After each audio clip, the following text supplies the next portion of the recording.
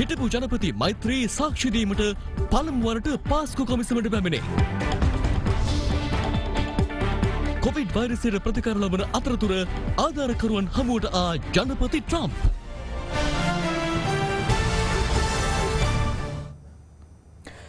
දෙවලපිටියෙන් හඳුනාගත් Covid ආසාදිත කාන්තාව සේවය කළ ඇඟලුම් ආයතනයේ 69 දෙනෙකුට වෛරසය ආසාදනය වී ඇතැයි යුද හමුදාපති ලුතිදන් ජෙනරාල් ශවේන්ද්‍ර සිල්වා මහතා ප්‍රකාශ කළා.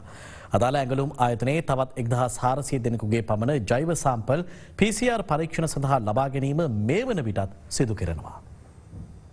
දිවලපිටිය හොරගස් මුල්ල බෝම්බුගම්මන ප්‍රදේශයේ පදිංචි 39 වැනි කාන්තාවකට COVID-19 වෛරසය ආසාදනය වී ඇතැයි තහවුරු වීමත් සමග ඇගේ ස්වාමි පුරුෂයා පිරිමි දරුවන් 3 දෙනා දියණිය සහ තවත් ඥාතියෙකු වහාම හබරදුව නිරෝධායන මධ්‍යස්ථානයේ වෙත යොමු කෙරුණා. එම 6 දෙනාගේම ජීව සාම්පල ලබා ගැනීමෙන් PCR පරීක්ෂණය සිදු කෙරෙනු අතර එහිදී 16 හැවිරිදි දියණියට COVID-19 වෛරසය ආසාදනය වී ඇතැයි ඊයේ පස්වරුවේ තහවුරු වුණා. ඒ අනුව දියණියව වහාම අංගොඩ ජාතික බවන රෝග විද්‍යායතනයේ වෙත යොමු කෙරුණා. ඒ පවුලේ දියණියකට කොවිඩ් ආසාදනය වී ඇති බවට තහවුරු වුණා. ඒත් එක්කම තමයි ඉතුරු අයවලුන්ට කොවිඩ් ආසාදනය නොවී ඇති බවටත් ඒ ආකාරයෙන්ම තහවුරු වුණා. ඒ නිවසට ඇවිල්ලා ගියපු කීප දෙනෙක් සම්බන්ධව වාර්තා වුණා. ඔවුනුත් නිරෝධායන ලක් කරලා තිබුණා. ඒ ආකාරයෙන් සමග ප්‍රධාන ප්‍රමුඛතම ඉස්සල්ලාම ෆස්ට් කන්ටැක්ට් නැත්නම් ඩිරෙක්ට් කන්ටැක්ට්ස් කියන අයවලුන් අපි 150කගේ පමණ ඊයේ දිනේදී PCR පරීක්ෂණය කළා තිබෙනවා. සෑම ශ්‍රී ලාංකිකයෙකුගේ වගකීමක් වෙනවා මෙරත් දේවල් වල ඩිකරුනේ පාරට බහින්න එපා. මේ පළවෙනි පැය 72 තුල අපි මේ දේ සොයා ගන්නකම්. දිවලපිටියේ කාන්තාවගේ ආශ්‍රිතයන් ලෙස හඳුනාගත් 756 දෙනෙකු නිරෝධායනයට යොමු කිරීමට සෞඛ්‍ය අංශ ඊයේ දිනෙම පියවරගෙන තිබුණා. ඇයගේ මුල් ආශ්‍රිතයන් 150කගේ PCR පරීක්ෂණ ඊයේ සවස සිදු කෙරුණු අතර ඒවායේ වාර්තා අද උදෑසන සෞඛ්‍ය අංශ මගින් ලබාගෙන තිබුණා. ඒ අනුව ඇය සේවය කළ ඇඟලුම් ආයතනයේ ආශ්‍රිතයන් 69 දෙනෙකුට වෛරසය ආසාදනය වී ඇතැයි තහවුරු වූ බව යුද හමුදාපති ලෙජ්නන්ට් ජෙනරාල් ශවේන්ද්‍ර සිල්වා මහතා ප්‍රකාශ කළා. එම කාන්තාව සේවය කළ මිනුවන්ගොඩ යකහටුව පිහිටි ඇඟලුම් ආයතනයේ තවත් 1400 දෙනෙකුගේ පමණ PCR පරීක්ෂණ සඳහා ජෛව සාම්පල ලබා ගැනීම මිනුවන්ගොඩ සෞඛ්‍ය වෛද්‍ය නිලධාරී කාර්යාලයේ මහජන සෞඛ්‍ය පරීක්ෂකවරුන් විසින් ආරම්භ කර තිබෙනවා. ඒ අනුව එම ඇඟලුම් හල් ආයතන පරිශ්‍රය වෙත එම සේවක සේවිකාවන් කොටස් වශයෙන් ගෙන්වා මෙම PCR පරීක්ෂණ සිදු කරනවා. PCR පරීක්ෂණ සිදු කිරීමෙන් අනතුරු අපි ඒගොල්ලන් ආරක්ෂිතව නැවත නිවාස නිරෝධායන කටයුතු සඳහා ඒ නිවසටම ගෙනිහින් ඇරලවනවා. අද දවස ඇතුළත මේ ඇඟලුම් හලේ සියලුම කාර්ය මණ්ඩලය ඇතුළු සියලුම සේවක සේවිකාවන් PCR පරීක්ෂණයට වාජනය කරනු ලබනවා. ප්‍රදේශවාසීන්ගේ මේ සම්බන්ධ වුණ තත්ත්වයක් එතකොට සෙම් ප්‍රතිස්ථාව තත්ත්වයක් තියෙනවා නම් ප්‍රදේශ භාර මහජන සෞඛ්‍ය පරීක්ෂක අමතා ඒ අදාළ රෝහල් ගත වීම සහ ප්‍රතිකාර සහ උපදෙස් පතන ලෙස මම ගෞරවයෙන් මහජනතාවගෙන් ඉල්ලා සිටිනවා. අදාළ කාන්තාවට වෛරසය ආසාදනය වූයේ කෙසේද යන්න පිළිබඳව තවදුරටත් පරීක්ෂණ පැවැත්වෙන බව වසංගත රෝග විද්‍යාංශයේ ප්‍රධානී විශේෂඥ වෛද්‍ය සුදත් සමරවීර මහතා ප්‍රකාශ කළා. අද ගත්තහම ගම්පහ දිස්ත්‍රික්කය මේ පිළිබඳව අවදානම් කලාපයක් බවට පත් වෙනවා. ඒ වගේම ගම්පහට ආශ්‍රිතව නිතරම සංචරණය සිදුවෙන කොළඹ දිස්ත්‍රික්කයේ ජනතාව ඉතාමත්ම විමසිලිමත් වෙන්න ඕන. විශේෂයෙන්ම ගම්පහ සහ කොළඹ දිස්ත්‍රික්කවල අනවශ්‍ය විදියට ගැවසෙන ජනතාව ඒකරාශී වෙන කටයුතු කරන්න එපා. පවතින තත්ත්වයේ හමුවේ ගම්පහ දිස්ත්‍රික්කයේ වයන්ගොඩ පොලිස් බල ප්‍රදේශයටත් නැවත දැනුම් දෙනතුරු ඊයේ රාත්‍රියේ පොලිස් ඇඳින නීතිය පනවනු ලැබුවා. මේ අනුව ගම්පහ දිස්ත්‍රික්කයේ මිනුවන්ගොඩ දිවුලපිටිය සහ වයන්ගොඩ යන පොලිස් බල ප්‍රදේශ තුනටම පොලිස් ඇඳින නීතිය බලපැවැත්වෙනවා. මේ අද උදෑසන මිනුවන්ගොඩ නගරයේ පැවති තත්ත්වයයි.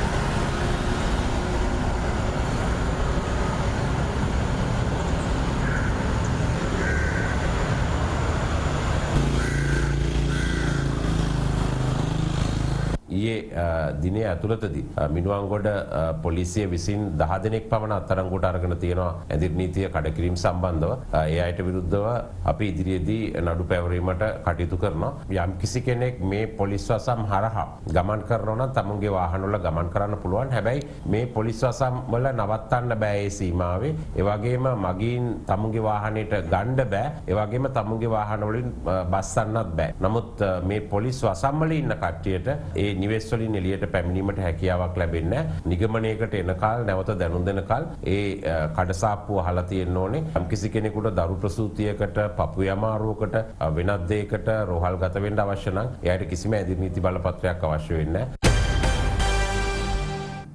කොවිඩ් ආසාදිත කාන්තාවට ඒ වැළඳුරු මූලාශ්‍රය සොයා සිදු කරන විමර්ශන සම්බන්ධයෙන් අද දෙරණ බිග් ෆෝකස් වැඩසටහනේදී සාකච්ඡාවට ලක් වුණා. වන්තොටුපොළ ආශ්‍රිතව තමයි මේ පැතිරීම සාමාන්‍යයෙන් අපි නිරීක්ෂණය කරේ පහුගිය කාලවකවානුවෙම. ඒත් දැන් මේ ආසන්නයට ඇවිල්ලා තියෙන්නේ. ඇත්තටම මේ ආසාදනය හරි ව්‍යාකූලයි. මේක ඉතාලම පැහැදිලිව දැන් ඊයේ දවස වෙද්දිත් මේ කාන්තාවට ආසාදනය ආවට පස්සේ ආශ්‍රිතයන්ගේ PCR පරීක්ෂණ කරාම ඇත්තටම ස්වාමියා සහ පිරිමි දරුවන් තිදෙනාම නෙගටිව්. එතකොට පොසිටිව් වෙන්නේ කාන්තාව සහ පාසල් වයසේ පාසල් අපොස් සාමාන්‍ය පෙළ පන්තියේ ඉන්න දැරිවිය විතරයි. එතකොට අපිට අදහසක් ගන්න බෑ මේ ස්වාමි පුරුෂයා ත්‍රිරෝධ රතරිය එයාගෙන් සම්ප්‍රේෂණය වුණා කියන අදහසත් අපිට අතාරින්න වෙනවා. ඒතර අපිට සිද්ධ වෙන්නේ දැන් පාසල තුලත් මෙවැනි ඉතිහාසයක් රෝග ලක්ෂණ තිබුණාය කියලා විදුහල්පතිතුමා ඇතුළු ආචාර්ය මණ්ඩලයේ කිසිසේත් තොරතුරු වාර්තා වෙන්නේ නැහැ අපිට. ඊයේ දිනේ විදුහල්පතිතුමාත් ආවා කියලා හිතන්නත් අමාරුයි. ඒතකොට අපිට කල්පිතයක් ගොඩනගා ගන්න වෙන්නේ මේ වැඩ කරන ආයතනය තුල හෝ එහෙම නැත්නම් මේ යන අතරමඟ තුල තමයි මේ කාන්තාව ආසාදනය වුණා කියලා. මේ අද දැන් පෙන්නන ප්‍රතිඵල 69ත් එක්කම අපිට යම් සැකයක් උපදවා ගන්න සිද්ධ වෙනවා මේ ආයතනය තුල මේ ආසාදනය පැවතුනාද කියලා. එහෙනම් ආයතනය තුලට ආවේ කොහොමද කියන එක ප්‍රශ්නයක්. නොයෙකුත් පළවෙනි ආසාදිතය මේ කාන්තාව නොවෙන්න ඉඩ තියෙනවා. තහම දැන් පාසලේ ළමයි 17 1500ත් අතර සංඛ්‍යාවක් ඉන්නවා. මේ දරුවා 11 වසරේ දරුවා දිගටම පාසල් ගිහිල්ලා තියෙනවා. ඒ වගේම දහම් පාසල් ගියා කියන තොරතුරුත් ඊයේ හවස වාර්තා වෙමින් තිබුණා. එතකොට මේ පාසල තුලත් ගුරුවරු ඉන්නවා, දරුවෝ ඉන්නවා. මේ පාසල තුලත් ආසාදිතය යම් තරමකට ඉන්න පුළුවන්. දරුවන්ගේ පෞද්ගලික ලිපිනත් හොයා ගැනීම දැඩි අපහසුයි. මේ සේරම හොයලා මේකේ මූලාශ්‍රය හොයා ගන්නවා කියන එක ඉතාම අපහසු කාර්යයක්. මේ තියෙන භයානක තත්ත්වය අපි ජනවාරි මාසින්දම්ම මේ වෙනකම්ම හැම අවස්ථාවකදම කිව්වා. ඒ හින්දා අපි කිව්වා බෙල්ලේ නෙවෙයි මේ නිකට නෙවෙයි මුඛාවරණේ තියෙන්න ඕනේ. අත් හොදන්න ඕනේ. දුරස්ථභාවය තියාගන්න ඕනේ. මේ සියල්ල කිව්වේ මේ භයානක තත්ත්වය සෞඛ්‍ය අංශ ආරක්ෂක අංශ ඇතුළු අපේ සියලු දෙනා දන්න හින්දා. මේ රිස්ක් එක අපේ රටේ විතරනේ ලෝකේ පුරාම තියෙන එකක්. මේ කොවිඩ් ව්‍යසනයේ හැසිරෙන හැටි. වැරද්ද මෙහි ඇඟිල්ල අපිට ඒ ආසාදිත පුද්ගලයාට දික් කරන්නත් බෑ. යම් කිසියක් කරකේ නීතිමය වශයෙන් මොකද්ද ගන්න පුළුවන් පියවර කෙනෙක් සංගවනවා නම් අදාළ තොරතුරු දන්නවා නම් නැත්නම් අදාළ ආයතන සංගවුවා නම් තොරතුරු තත්ත්වය අපි හැමෝම අවබෝධ කරගන්න ඕනේ. මෙහිදී භයානක තත්ත්වයක් තියෙනවා. මොකද සමාජයෙන් ආවේ. අපි පැහැදිලිවම මේ තත්ත්වය කොවිඩ් වසංගතය දුරු වෙලා නැහැනේ. දැන් එහෙම අවස්ථාවකදී හැම ආයතනයක්ම තමුන්ගේ සේවා ස්ථානට ඇතුල් වෙන තැන අත් දෙක හොදා ගන්න තියලා තියෙන්න ඕනේ. කාට හරි කෙනෙක්ගේ උණ බලලා ගන්න ඕනේ. ඒ වගේම යම් කිසි අවස්ථාවක උණ සෙම් ප්‍රතිශාව රෝග ලක්ෂණයක් ඇති වුණොත් වහාම ක්‍රියා කරන්න ඕනේ. දැන් අපිට සිද්ධ වෙනවා මේ බලධාරීන් මේ ගැන ක්‍රියා කරලා තියනවාද කියලා වෙනම අපේ රටේ මේ නිරෝධායන සහ අපරාධ නීතිය යටතේ විමර්ශනයක් කරන්න. යම් කිසි අවස්ථාවකදී ඇඳිරි නීතිය පනවන්න වුණොත් තව ප්‍රදේශවලට දැන් මේ ජනතාවට කණ්ඩ බොණ්ඩ ඔක්කොම ගෙවල් වලට ගෙනියන්න දීලා ඊට පස්සේ ඒ ඔක්කොම කරගන්න දීලා වතුර ගේන්න දීලා නාන්න දීලා එහෙම කර ඉන්න බෑ. සමහර අවස්ථාවකදී අවිනිශ්චිත තත්ත්වයක් යටතේ ඒක පාර්ට පනවන්න වෙන්න පුළුවන්. ඉතින් ඒක නිසා ජනතාව ඒකට යම් ආකාරයක සූදානමින් ඉන්න ඕනේ. අද වන විට මෙරටින් කොවිඩ් ආසාදිතයින් 3471 දෙනෙක් හඳුනාගෙන තිබෙනවා. මේ අතර කොවිඩ් වෛරසය ආසාදනය වී ප්‍රතිකාර ලබමින් සිටින ඇමරිකානු ජනාධිපතිවරයා රෝහල අසලට රැස්ව සිටි ආධාරකරුවන් පිරිසක් හමුවීමට මෝටර් රථ පෙළපාලයකින් ගොස් තිබුණා. ඒත් ට්‍රම්ප්ගේ මෙම පියවර බොහෝ පිරිසකගේ දෝෂ දර්ශනයට ලක්ව තිබෙනවා. අද වන විට මෙරටින් COVID-19 ආසාදිතයන් 3471 දෙනෙක් හඳුනාගෙන තිබෙනවා. ඒ අතරින් රෝගීන් 3259ක් පූර්ණ සුවය ලබා ඇති අතර රෝගීන් 199ක් තවදුරටත් රෝහල්ගතව ප්‍රතිකාර ලබනවා. කොවිඩ් ආසාදනය වීම හේතුවෙන් මෙරිලෑන්ඩ්හි වෝල්ටර් රීඩ් ජාතික හමුදා වෛද්‍ය මධ්‍යස්ථානයේ ප්‍රතිකාර ලබමින් සිටින ඇමරිකා ජනාධිපති ඩොනල්ඩ් ට්‍රම්ප් එරට වේලාවෙන් අද උදෑසන කාලයේදී රෝහලින් පිටව යාමට බොහෝ දුරට ඉඩ ඇතැයි ඔහුගේ වෛද්‍යවරු පවසා තිබෙනවා. ජනාධිපතිවරයාගේ සෞඛ්‍ය තත්ත්වය අඛණ්ඩව යහපත් අතර හැරමින් තිබීම සැලකිල්ලට ගනිමින් ඔවුන් මේ බව පවසා එහෙත් කොවිඩ් ආසාදනය වීමෙන් අනතුරුව දෙවරක්ම ට්‍රම්ප්ගේ ඔක්සිජන් මට්ටම පහළ වැටුණු බවයි වෛද්‍ය ෂෝන් කොන්ලී පවසන්නේ. මේ අතර ඩොනල්ඩ් ට්‍රම්ප් මෝටර් රථ පෙළපාලියකින් රෝහලින් පිටතට ගොස් ඒ අසල රැස්ව සිටි තම ආධාරකරුවන් මවිත කිරීමට කටයුතු කළ පුවත අද විදෙස් මාධ්‍යවල දැඩි අවධානයට ලක් වී තිබුණා. එහි එක් මෝටර් රථයක සිටි ජනාධිපතිවරයා සිය ආධාරකරුවන්ට මෙලෙස ආචාර දක්වා තිබුණා. ජනාධිපතිවරයාගේ මෙම අනවශ්‍ය පියවර ඔහුගේ කාර්ය මණ්ඩලය අනතුරට පත් කිරීමක් බවත් මෙම මාරාන්තික වසංගත රෝගයේ බරපතලකම ඔහු තවමත් වටහාගෙන නොමැති බවත් පවසමින් ඇතම් පිරිස් ට්‍රම්ප් විවේචනයට ලක් කර තිබුණා. අද වන විට ඇමරිකාවෙන් කොවිඩ් වෛරස් ආසාදිතයන් 76 ලක්ෂය ඉක්ම වූ පිරිසක් හඳුනාගෙන තිබෙනවා. එරටින් වාර්තා වන කොවිඩ් මරණ සංඛ්‍යාව 2,14,000කට අධිකයි. අසල්වැසි ඉන්දියාවෙන්ද මේ වන විට කොවිඩ් ආසාදිතයන් ලක්ෂ 66කට වැඩි පිරිසක් හඳුනාගෙන තිබෙනවා. පාස්කු ඉරුදිනේ ලැබූ ත්‍රස්ත ප්‍රහාරය පිළිබඳව විමර්ශනය කරන ජනාධිපති කොමිසම හමුවේ හිටපු ජනාධිපති මෛත්‍රීපාල සිරිසේන මහතා අද පෙනී සිටියා. එහි පෙනී සිටින ලෙසට එම කොමිසම මීට පෙර සිදු කළ දැනුම් දීමකට අනුවයි. පාස්කු ප්‍රහාරය පිළිබඳ විමර්ශනවලට අදාළව සාක්ෂි ලබා දීම සඳහා හිටපු ජනපති මෛත්‍රීපාල සිරිසේන මහතා එම කොමිසම හමුවට අද පෙරවරු 9:40ට පමණ පැමිණියා. පාස්කු ප්‍රහාරය පිළිබඳ විමර්ශනවලට අදාළව සාක්ෂි ලබා දීම සඳහා හිටපු ජනපති මෛත්‍රීපාල සිරිසේන මහතා කොමිසම හමුවේ පෙනී සිටින ප්‍රථම අවස්ථාව මෙයයි. අද ඔහු එලෙස කොමිසම හමුවේ පෙනී සිටියේ එම කොමිසම විසින් සිදු කළ දැනුම් දීමකට අනුවයි. එම සාක්ෂි ලබා දීමට සවන් දීම සඳහා ශ්‍රී ලංකා නිදහස් පක්ෂයේ මහලේකම් දයාසිරි ජයසේකර මහතා ඇතුළු පක්ෂයේ නියෝජිතයින් පිරිසක්ද ශ්‍රී ලංකා කතෝලික සභාව නියෝජනය කරමින් පියතුමන්ලා පිරිසක්ද එක්ව සිටිනවා. එවැගේමයි මෙම පාස්කු ප්‍රහාරය වළක්වා නොගැනීමට අදාළව වගඋත්තරකරුවන් ලෙස නම් කර සිටින රාජ්‍ය බුද්ධි සේවයේ හිටපු අධ්‍යක්ෂ නිලන්ත ජයවර්ධන මහතා සහ පාස්කු ප්‍රහාරය එල්ලවන අවස්ථාවේ මෙරට පොලිස්පතිවරයාව සිටි පූජිත් ජයසුන්දර මහතා මෙම සාක්ෂි විමසීමට සවන් දීම සඳහා මේ අවස්ථාව වනට ජනාධිපති කොමිසම් සභා පරිශ්‍රය තුළ රැඳී සිටිනවා. තවත් තොරතුරු විරාමයෙන් අනතුරු බලාපොරොත්තු. රිෂාඩ් බදුදීන් අමාත්‍යවරයා ආණ්ඩුවට එක් කර ගනිමින් ඔහුගේ සහාය 20 වන සංශෝධනයට ලබා ගැනීමට කිසිදු සූදානමක් නොමැති බව අමාත්‍ය මහින්දානන්ද අලුත්ගමගේ මහතා අවධාරණය කරනවා. මේ අතර චෝදනා ලබා සිටි රියාජ් බදුදීන් අධිකරණයට ඉදිරිපත් කිරීමකින් තොරවම නිදහස් කිරීම සම්බන්ධයෙන් ආණ්ඩු පක්ෂ හා විපක්ෂ දේශපාලඥයින් පළ කළ අදහස් කිහිපයක් දැන් පහුගිය දවසකදී අපි දැක්කා පොලිස් මාධ්‍ය ප්‍රකාශකතුමා රිෂාඩ් බදුදීන්ගේ මල්ලිව අත්අඩංගුවට ගත්තාම කිව්වා එයා සම්බන්ධයෙන් විවිධ සාක්ෂි දිනවයි කියලා. නිදහස් කරලා තියෙනවා. අපි හිතනවා සාක්ෂි තියලා ගත්තනම් කොහොමද එහෙම නිදහස් වුනේ කියන ප්‍රශ්නයක් අපිට තියෙනවා. ඒක සමස්ත කතෝලික ප්‍රජාවම අද විමසිල්ලෙන් හිටිනවා. පහුගිය පාස්කු ඉරිදා ප්‍රහාරයේදී රිෂාඩ් බදුදීන් මහත්තයාට එතුමාගේ සහෝදරයින්ට විශාල වශයෙන් චෝදනා එල්ල වුණා.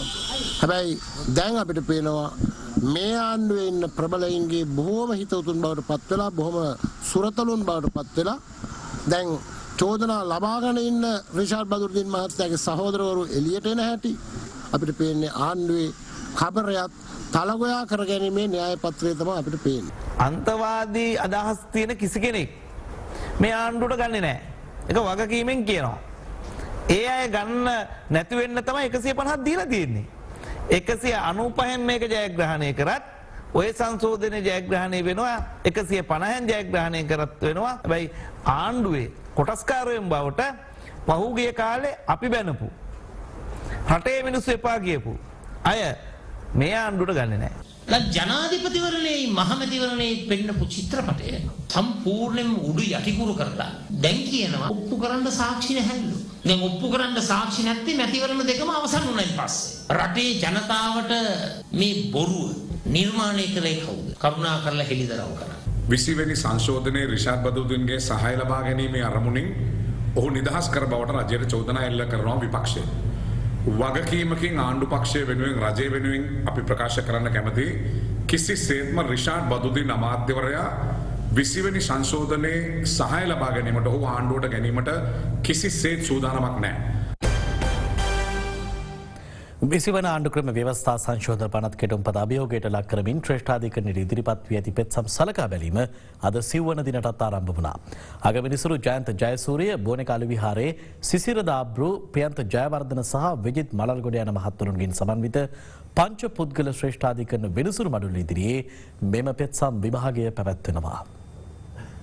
20 වන සංශෝධන පනත් කෙටුම්පත අභියෝගයට ලක් කරමින් ගොනු කර තිබෙන පෙත්සම් විභාගය අද ආරම්භ වූ අවස්ථාවේදී නීතිපති දප්පුල දෙලිවේරා මහතා අධිකරණය හමුවේ කරුණු දක්වමින් යෝජිත 20 වන සංශෝධන පනත් කෙටුම්පත තුළින් මැතිවරණ කොමිසම වෙත නිදහස් හා සාධාරණ මැතිවරණයක් පැවැත්වීම සඳහා ඉවහල් වන ශක්තිමත් නීතිමය පදනමක් සලසා දී ඇතැයි සඳහන් කළා. 19 වන සංශෝධන පනත තුළින් අහිමි කෙරුණු ජනාධිපතිවරයා සතු මුක්තිය වත්මන් 20 වන සංශෝධන කෙටුම්පත තුළින් යලි විවස්සාවට එක් කිරීමට යෝජනා කර ඇතැයි පෙන්වා දුන් නීතිපතිවරයා මේ තුළින් ජනාධිපතිවරයා වෙත විවස්සාවෙන් පැවරී තිබෙන විධායක බලය බාධාවකින් තොරව ක්‍රියාත්මක කිරීමට හැකිවනු ඇතැයි සඳහන් කළා. ජනාධිපතිවරයා සතු මුක්තිය යලි ස්ථාපිත කිරීම හරහා ජනාධිපතිවරයාගේ නිල කටයුතු අභියෝගයට ලක් කිරීමට නොහැකි වන බවටත් ඒ තුළින් අධිකරණයේ සතු බලතල කප්පාදු කිරීමක් සිදුවන බවත් පෙත්සම්කාර පාර්ශවයේ අධිකරණය හමුවේ ආසනයේ චෝදනා කර තිබුණා. එම තර්ක ප්‍රතික්ෂේප කරමින් කරුණු දැක්වූ නීතිපතිවරයා ජනාධිපතිවරයා වෙත මුක්තිය යලි ස්ථාපිත කිරීම තුළින් අධිකරණය සතු බලය කිසිදු ආකාරයකින් කප්පාදු වීමක් සිදු නොවන බව සඳහන් කළා. විවස්සා ප්‍රකාරව ජනාධිපතිවරයා පාර්ලිමේන්තුවට වගකීමට බැඳී සිටින හේයින්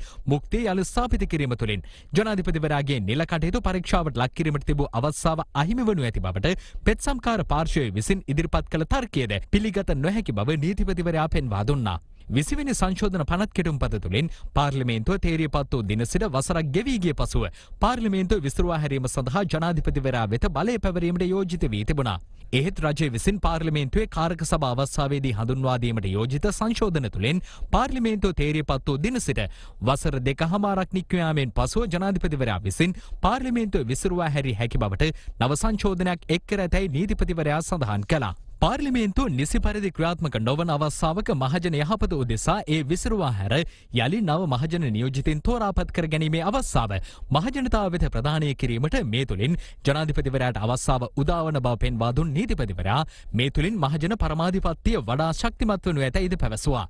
පෙත්සම් විභාගය තවදුරටත් පැවැත්වෙනවා. මේ අතර මතභේදයට හෝ මහජන විරෝධයකට බඳුන් නොවනසේ සුළු හා සරල සංශෝධන සිදු කළ හැකිව තිබේදී රට තුළ මහත් ආන්දෝලනයක් ඇති කරමින් ඉදිරිපත් කර ඇති 20 වන සංශෝධනය මගින් ආණ්ඩුව පිරිහීමට හා පාක්ෂිකින්ගේ අපේක්ෂා බංගත්වයට පත්වීමේ ඉඩකඩ ඇති බව ජනාධිපතිවරයා වෙත ලිපියක් යොමු කරමින් පාර්ලිමේන්තු මන්ත්‍රී විජේදාස රාජපක්ෂ මහතා පවසනවා. එහි වැඩිදුරටත් දැක්වෙන්නේ නව සංශෝධනයේ අඩංගු ඇතැම් කරුණු හේතුවෙන් මහජන පරමාධිපත්තියට ගරු කරන මන්ත්‍රීවරයෙකුට හෘද සාක්ෂියට එකඟව 20 වන සංශෝධනයට පක්ෂව ඡන්දය දීම කළ හැකිද යන්න පිළිබඳව තමන් තුළ බරපතල ප්‍රශ්නයක් මතුව ඇති බවයි. කොටගත් අදාළ සැකකරු මොනරාගල මහේස්ත්‍රාත් අධිකරණයට ඉදිරිපත් කිරීමෙන් අනතුරුව මෙලෙස රක්ෂිත බන්ධනාගාරගත කෙරුණා.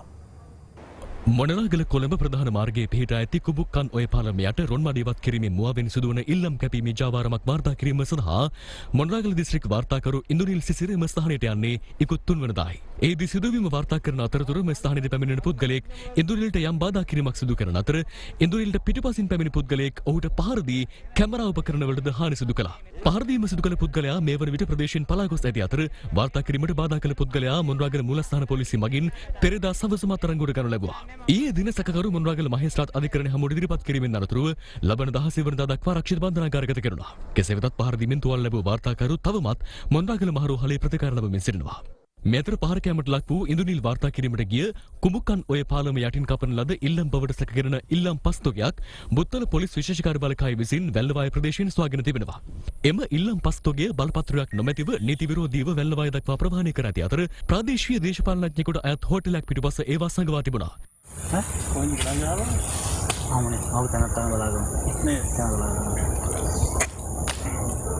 වැලි කැපීමේ බලපත්‍ර හිමි පුද්ගලයාද පොලිස් විශේෂ බලකාය නිලධාරීන් විසින් අත්අඩංගුවටගෙන ඇති අතර සොයාගත් ඉල්ලම් පස්තොගය මණික් හා ස්වර්ණාභරණ අධිකාරිය වෙත බාර දී තිබෙනවා.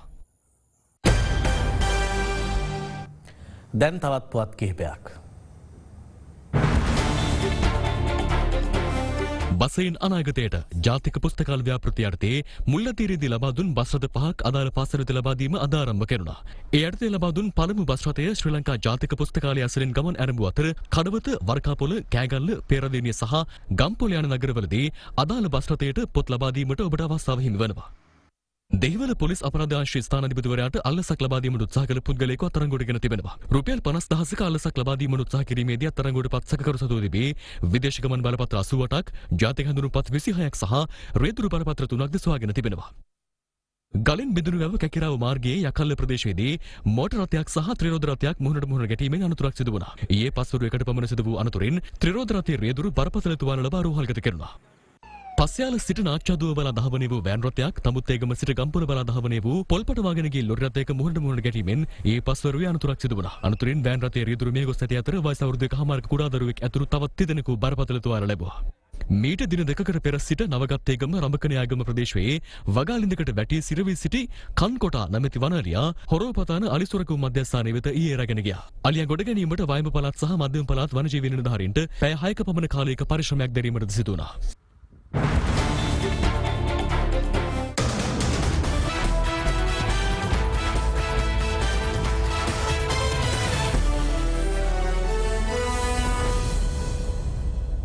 ඉන්දියන් ප්‍රීමියර් ලීග් ක්‍රිකට් තරඟාවලියේ ඊයේ රාත්‍රියේ පැවති තරගයෙන් ජය ගැනීමට චෙන්නයි සුපර් කිංස් කණ්ඩායම සමත් වුණා.